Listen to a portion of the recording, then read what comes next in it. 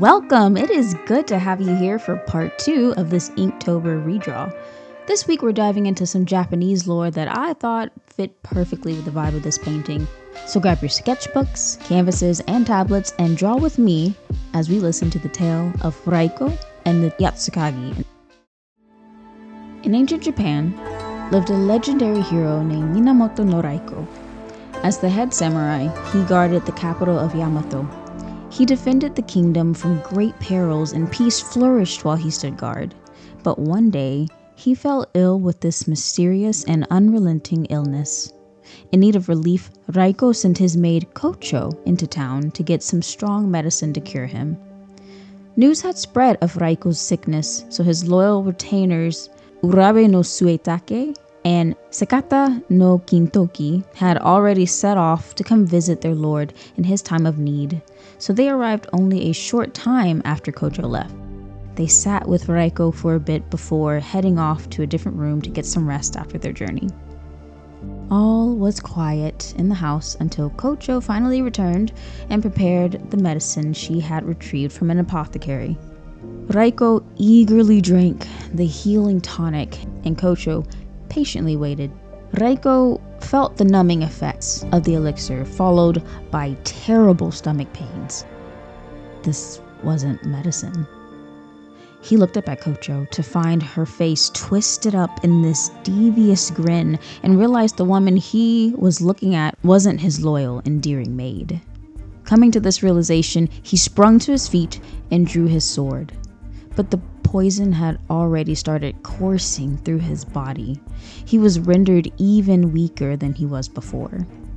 Seeing this as the perfect opportunity, the being that Raiko once thought was Kocho revealed itself to be the Yatsukahagi of Mount Katsuragi, a shape-shifting spider demon.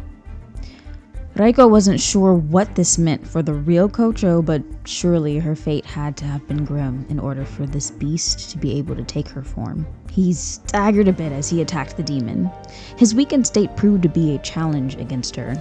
Metallic ringing filled the air as the demon's long dagger-like nails blocked the samurai's blade, blow after blow.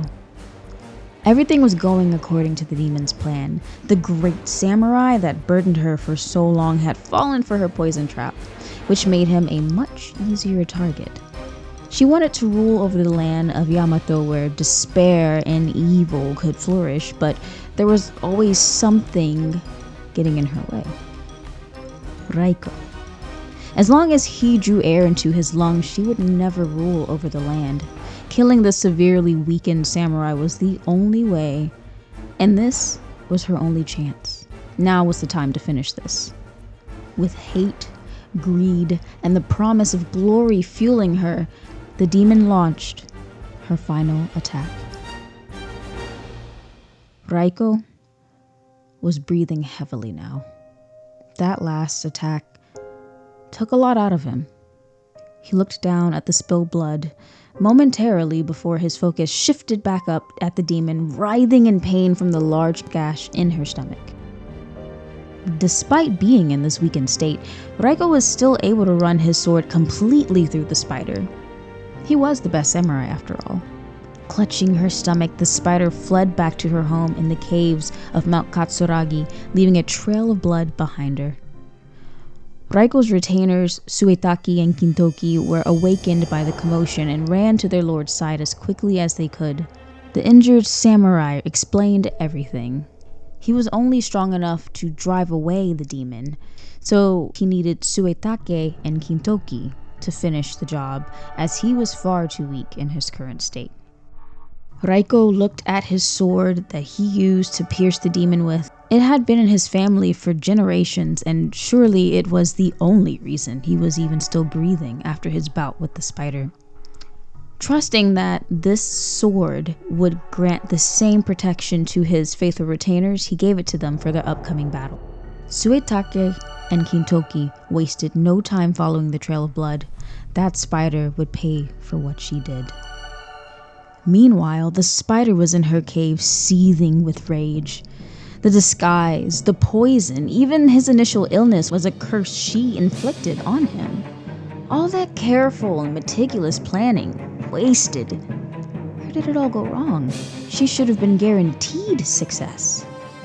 She was jolted out of her self-pity as Raiko's retainers barged into the cave with their weapons drawn. The spider was in no condition to fight, but she didn't have time to hesitate. The roars of battle filled the air. The spider didn't have the energy for another close-range fight, so she relied on her spells and web casting for a long-range advantage. Or so she thought. One of the retainers was wielding a sword that was slicing through all her spells like it was nothing. It was the same sword Raiko had. She was reminded of her failure and furiously flung webs and spells as fast as she could in an attempt to overwhelm the retainers. But it was of no use. She was outnumbered and had lost a significant amount of blood already.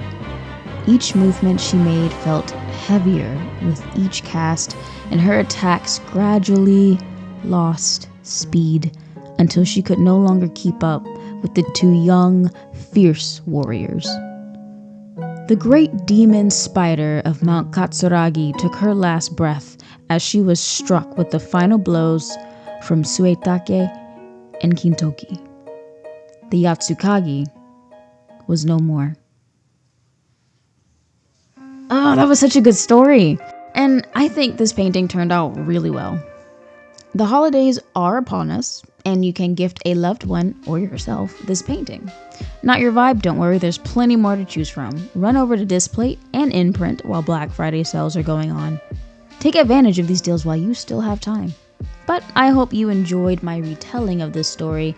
As I was doing my research, I did notice a few variations of this story, but all the written versions that I could find were all fairly short overviews. So full disclosure, I did absolutely use a lot of my imagination to beef up the length of the story. My retelling was based on the Kinsho Kagura Troupe's portrayal. Comment below and let me know what your favorite part of the story was. But that will do it for this video. If you enjoyed it, you should like and subscribe for more content like this. And with that, I will say, relax if you need to, be productive if you need to. Either way, take care of yourself, and I'll talk to you next time. Bye.